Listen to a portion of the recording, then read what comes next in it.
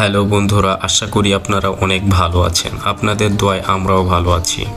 Hour historical and beautiful Bangladesh YouTube চ্যানেলের পক্ষ থেকে আপনাদের জানাই স্বাগতম। তো বন্ধুরা, আজ আমরা কথা বলবো লাল গলাঢোরা সাপ নিয়ে। এক সময়ে আমাদের দেশে এই সাপটি খুব বেশি দেখা যেত, কিন্তু এখন IUCN তালিকায় এরা সংকটাপন্ন। সম্প্রতি হবিগঞ্জের সাতছড়ি থেকে এই লাল গলাঢোরা সাপের ছবি তুলেছেন বন্যপ্রাণী আলোকচিত্রী লিসান আসিফ খান। সর্ববিষাদরা জানান এরা 70 থেকে 130 সেন্টিমিটার পর্যন্ত লম্বা হয়। এদের বিষগ্রন্থি নেই, কোনো বিষদাঁতও নেই। তাই এই সাপ বিষধর নাকি নির্বিষ এ নিয়ে রয়েছে নানা বিতর্ক। এদের শরীরে বিষধর সাপের কোনো বৈশিষ্ট্য না থাকায় বিজ্ঞানীরা রয়েছেন দ্বিধাদ্বন্দ্বে। তবে এ সাপের মাড়িতে খাসকাটা দাঁত আছে। এই দাঁত দিয়েই তারা বিষ প্রয়োগ করে। বিষ অন্য সাপের মতো নিউরোটক্সিক, হাইমোটক্সিক কিংবা সাইকোটক্সিক না হওয়ার কারণে বিষের অ্যান্টিভেনামও বিরল। এদের বিষ কিডনিকে অকার্যকর করে দিয়ে প্রাণীর মৃত্যু ঘটায়। এই সাপ যে পরিমাণ বিষ ছুটতে পারে তা একটি কেউটে সাপের বিষের সমান।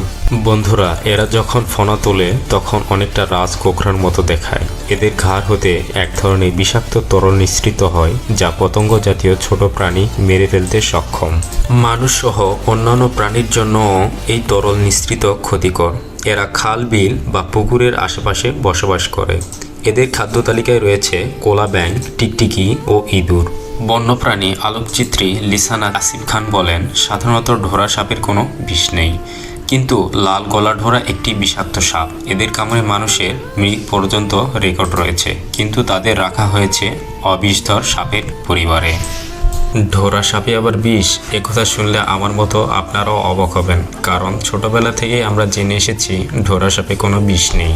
হ্যাঁ, আপনারা যেটা ভেবেছেন সেটাই ঠিক, এটাই সত্য যে ঢোরা সাপের বিষ নেই। কিন্তু বন্ধুরা, আপনাদের মনে রাখতে হবে মিথ আছে ঢোরা সাপে। কামড় দিলে গোবরে পাড়া দিতে নেই, কারণ গোবরেই নাকি ঢোরা সাপের বিষ সংরক্ষিত থাকে। তবে এই ঢোরা সাপ শ্রেণীতেই রয়েছে লাল গলাঢোরা নামে একটি বিষাক্ত সাপ। এরা কামড় দিলেই মৃত্যু পর্যন্ত অবধারিত। বন্ধুরা, এদের ইংরেজি নাম রেড নেকড কিলব্যাক।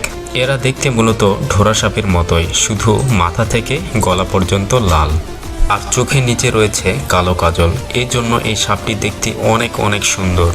বন্ধুরা, আপনাদের জন্য খুশি সংবাদ, কারণ শুধু এশিয়াতেই এদের বিচরণ।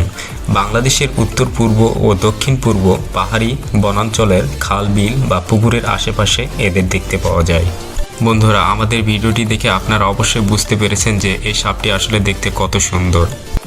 যদিও এই সাপটি অনেক দেখতে সুন্দর, তাই বলে আপনারা কখনোই এই সাপের কাছে যাবেন না বা ধরার চেষ্টা করবেন না। বন্ধুরা, আপনাদের যদি এই সাপটি কামড় দিয়ে ফেলে তাহলে দ্রুত হাসপাতালে যাবেন। ভুলেও কোনো সময় আপনারা ওঝার কাছে যাবেন না। এ সময় রোগীর সাথে যে ব্যক্তি থাকবে তাকে অবশ্যই রোগীকে মনোবল ঠিক রাখার জন্য চেষ্টা করা। বন্ধুরা, এতক্ষণ ধরে ভিডিওটি দেখার জন্য অসংখ্য অসংখ্য ধন্যবাদ। এই ধরনের সুন্দর সুন্দর সাপের ভিডিও পেতে hour historical and beautiful Bangladesh YouTube চ্যানেলের সাথেই থাকুন।